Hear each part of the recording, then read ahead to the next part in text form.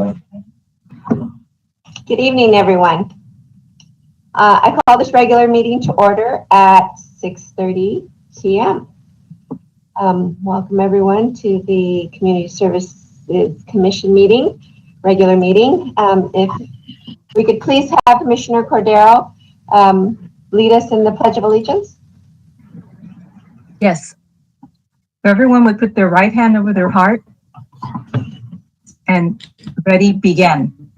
I pledge allegiance to the flag of the United States of America and to the republic for which it stands, one nation, under God, indivisible, with liberty and justice for all.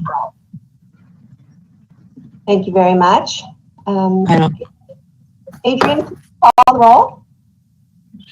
Okay, Chair Velasquez, Vice Chair Wesley, Present. Commissioner Cabot, Present. Commissioner Cordero, Here. and Commissioner Shea. Present.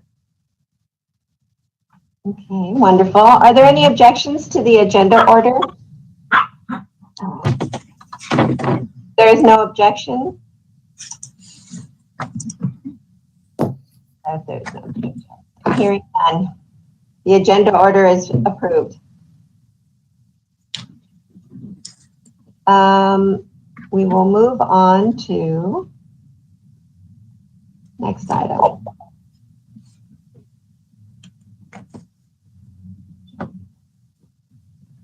Yeah, I don't think it's.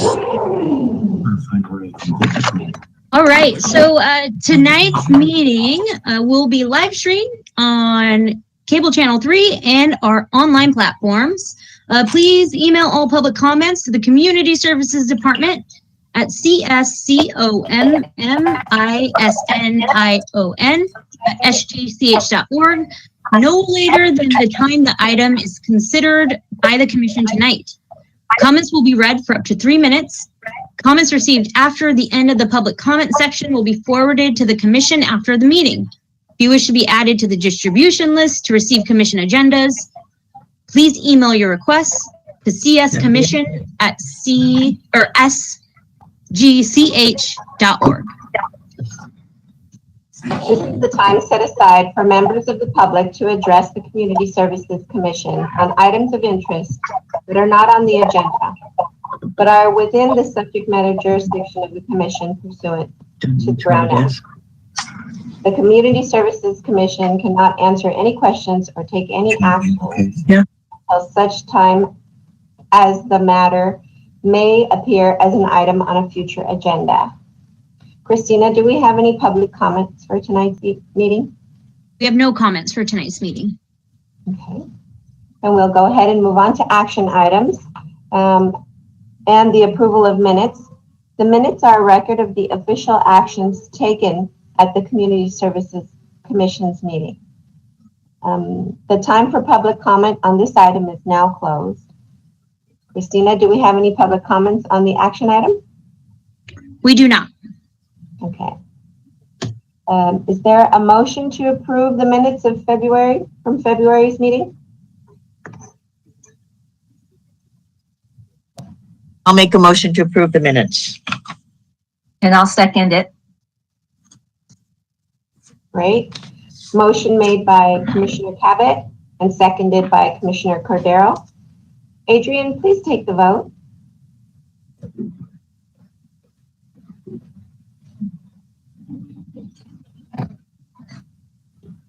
Oh, she's on mute. She doesn't realize she's on mute. Sorry about that. Chair Velasquez, Vice Chair Huerta, Aye. Commissioner Cabot, Aye. Commissioner Cordero, Aye. Commissioner Shea. Aye. Okay, motion passed by a vote of 4 ayes, 0 nays, and 0 abstentions, and 1 absent. Wonderful. Thank you, Adrian. And we move on to number 4, discussion items. COVID-19 update. staff will present an update pertaining to COVID-19.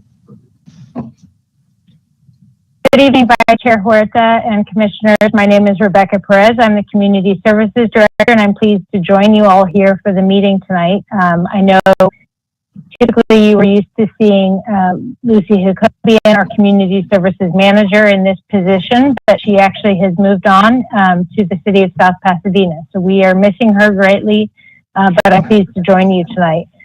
So I'm giving the COVID-19 update. Just a few slides for you here. The City of San Gabriel has partnered with Garfield Health Center and the Asian Youth Center to offer a COVID-19 vaccination clinic at Smith Park on Saturday, March 19th from 10 a.m. to 2 p.m.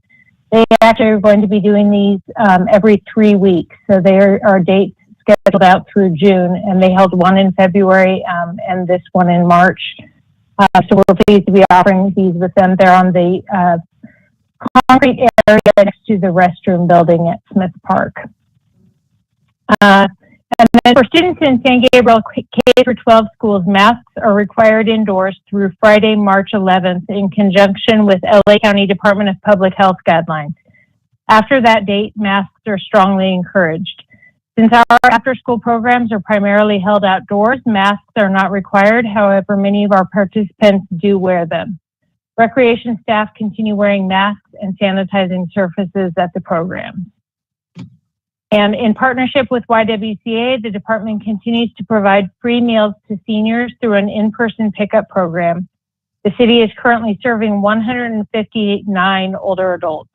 At this time, staff does not have a time frame for when the in-person lunch program will return. And finally, for indoor mega events, the attendance threshold at this point is 1,000 attendees, and for outdoor mega events, the attendance threshold is 10,000 attendees. For attendance beyond this number, there's a requirement to check for vaccination or negative COVID test results. Staff will continue tracking these thresholds as we hold our upcoming events in the spring and summer months. This concludes my report about COVID-19. I'd be happy to answer any questions. Does anyone have any questions? Any of my commissioners? No. No. Okay. Oh, I do have a question quick. This pertains, I know that the city hall is open, correct? To come in to get stuff done, and your offices as well. But I know, and this is a little different, are they planning to get the elevator fixed anytime soon so we can go back to the chambers and the city council meetings can be there? So our last council meeting, as you know, I believe Commissioner Cabot, you may have been there. Our last council meeting was in person, was at the held at the Mission Playhouse, and the meeting on the 15th will be held in person and will be at the Mission Playhouse. They are anticipating possibly larger crowds for that meeting because that's the reorganization or the celebration of the reorganization at that meeting. My understanding on the elevator is that it has passed inspection, but I believe there is a possible another holdup. So there's still a little bit of time on that, but I believe it will be fixed or will be ready for us to return following that 15th meeting. So for the first meeting in April. So well, I know I on have. That. Yeah, and Matthew said one of the problems is it's so old. They're having a hard time finding the parts and stuff. So, okay, thank you. I know that's kind of off the beaten track of City Hall, but I just wanted to know. Thank you, Rebecca. Sure. Rebecca, those are both the COVID-19 update and the monthly department update, or do you have a monthly department update? Actually, Christina will have the monthly department update. Wonderful. Staff will present an update pertaining to the monthly department report. The time for public comment on this item is now closed. Christina, do we have any public comments on the discussion item? No, we do not have any comments on this discussion item. Okay. All right, great. Welcome all tonight. So for a monthly department report, we're going to start with the Aquatics Division. Smith Park Pool has seen normal operations during these winter months. We continue to offer public lap swim on Mondays and Wednesdays. In addition, we are reserving the pool for user group pool use. That includes the San Gabriel Seagulls, Mid-Valley Water Polo, Monterey Park Manta Rays, and Gabrielino High School. So Gabrielino High School typically uses a pool for their swim season for trainings and meets. In our division, we are currently seeking lifeguard candidates for spring and summer aquatic program offerings.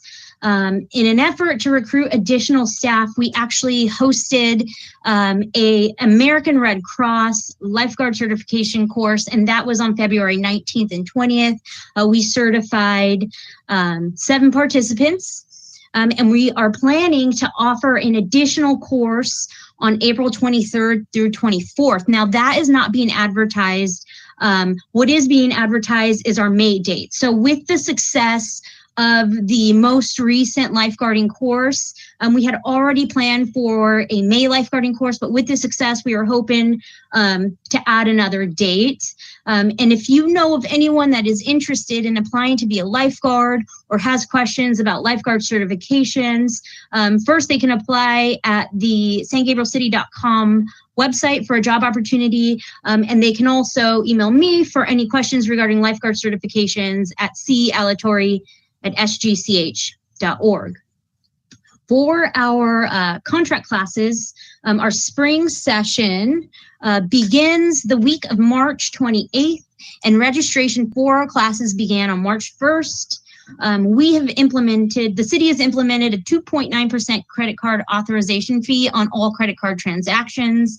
The department has been enforcing the fee on picnic rentals, facility rentals, and passport transactions. Now that we've been able to determine how best to apply this fee, we've now been adding the 2.9% to the cost of classes and trips. And again, this is a credit card authorization fee. So if someone comes and wants to pay by cash or check, that fee will not apply. For facilities and picnic rentals, staff are evaluating the needs of the Adult Recreation Center to determine projects that are best suited for immediate attention and those that we can plan for in future years. The projects include new windows, painting the building and the flooring. In addition, some of the equipment that we utilize is in need of repair, such as the tables and chairs. So we are evaluating these projects. And continue to offer space for private rentals, community group meetings and events, and older adult programming. So that is all in the Adult Recreation Center. Currently, the Kennedy baseball field at Vincent Lugo Park has 4 current user groups renting the field for baseball practices. And I just got to say, our Public Works Department has been doing an excellent job in maintaining the field and preparing it for field use. In the older adult programs and trips section, the trip to the BAPS Temple in Chino Hills is scheduled for March 26th. And as of March 2nd, there are 14 people registered. The day starts with a tour of the temple and the surrounding grounds, and then lunch will be provided on site. Staff is scheduled 1 trip per month with a focus of staying within the Prop A funded region. This will enable the cost for the participants to remain low. And if you have any trip ideas or would like to request a trip, please email Matthew Morales-Stevens at mmorales-stevens@sgch.org. So, in partnership with the YWCA of the San Gabriel Valley, the department continues to offer or to provide free meals to seniors within the city of San Gabriel and has successfully transitioned to an in-person pickup service at the Adult Recreation Center. Participants that are unable to pick up in person are transferred to our delivery program directly through the YWCA. Our city is currently serving 159 older adults. with safety precautions still in place, such as masks and social distancing, as well as sanitizing. So in regards to our youth programs, our after-school programs at Coolidge, McKinley, Washington, and Wilson elementary schools continue as the semester continues throughout the winter. Each school site celebrated Lunar New Year by participating in the Lunar New Year art competition. Each child was given the opportunity to create an art poster celebrating Lunar New Year. Our community services staff has selected their top art pieces per age category, and you can see that online. The top 3 winners of each age category were given a certificate and a ribbon and the opportunity to go online and check out their artwork. And this is displayed on the community services webpage. Also, in honor of Black History Month, staff have included, so that was last month, staff had included various themed activities throughout school sites. Washington and Wilson Elementary Schools offered an I Have a Dream art activity based off of Dr. Martin Luther King. And basically it's a cloud with rainbows, and each of the rainbow rays incorporates the dreams that each of the participants have. Coolidge Elementary participants shared inspirational quotes made by important people in history. McKinley implemented chalk art showcasing unity, important figures, and the significance of Black history. In addition to this, our Jefferson Middle School sports program also incorporated Black history into their sports curriculum by showcasing iconic sports figures and their contributions to their own communities. Basketball sports clinics at Jefferson Middle School are currently running, and they will close on March 11th. Staff is preparing for an upcoming basketball skills challenge hosted by the Southern California Municipal Athletic Federation, also known as SMAF. Players have competed in an internal competition to determine which 6 players will represent the city of San Gabriel in the skills challenge offered by SMAF, which will be hosted on March 19th in the city of Walnut. This is a great opportunity for youth to showcase their skills, build confidence, and compete against other players in a safe space with surrounding cities. For our special events section, the Health and Wellness Fair will take place on Sunday, March 27th from 10 to 2 p.m. in the Adult Recreation Center. The Community Services Department has actually partnered with the USC School of Pharmacy to offer free class demonstrations, a medication review, and educational booths. There will also be free screenings, including blood pressure, blood glucose, body fat analysis, and osteoporosis testing. Our spring celebration will take place on April 16th from 7 to 11 a.m. The city is partnering with the Kiwanis Club of San Gabriel. The primary components include the pancake breakfast and egg hunt. In addition, participants will be able to enjoy our pancake races, a DJ, crafts, and photo opportunities with Mr. Bunny. So this concludes my monthly department report. I'd be happy to answer any questions, or if any commissioners have any comments, we would gladly welcome those. My question regarding spring celebration. In years past, we've been asked to judge the pancake races, which I'm happy to do, or if you need us in another capacity, let us know. It's a fun day. It really is. It's a fun day. So yes. I'm willing to help in whatever capacity you need me. Okay. Great. We'll definitely mark it down. I will let Matthew and Amy know that you are willing to help out and volunteer for the day for our pancake races. They, in my opinion, they're the most exciting part of the morning. They are so much fun, and it doesn't take long. It really, it's pretty funny. The adults are actually the funniest. They really get competitive. It's a lot of fun. So Great, true. thank you. So true, Commissioner Cabot. Okay. Anyone else have any questions? This is a lot of activity. I'm assuming that we'll be on a distribution list to get like the stuff on the health and wellness fair that's going to happen in March. That'll come to us as well, right? Correct. Someone's knocking on my window. That's so bizarre. Okay. Now, staff will present an update pertaining to the dates to remember. The time for Yes. public comment on this item is now closed. Christina, do we have any public comments on the discussion item? We do not have any public comments on the discussion item. Okay, so for March, starting from the beginning of March, we had our city council meeting on Tuesday, March 1st at 6:30. Tonight is our commission meeting. Our next city council meeting will be held on Tuesday, March 15th. And on Sunday, March 27th, we will hold our health and wellness fair in the Adult Recreation Center. And it says City Hall Council Chambers for the City Council meeting, but Rebecca said it's still going to be in the Mission Playhouse. Is that correct? Yes, that is correct. I put that information. It is not correct. The correct location is the Mission Playhouse. Okay. Okay, thank you. Sorry for that. On to item number 5, commission reports. Each commissioner may address the Community Services Commission and public matters on matters of general information and/or concern. This is also the time for commissioners to report on conferences and/or meetings they have attended.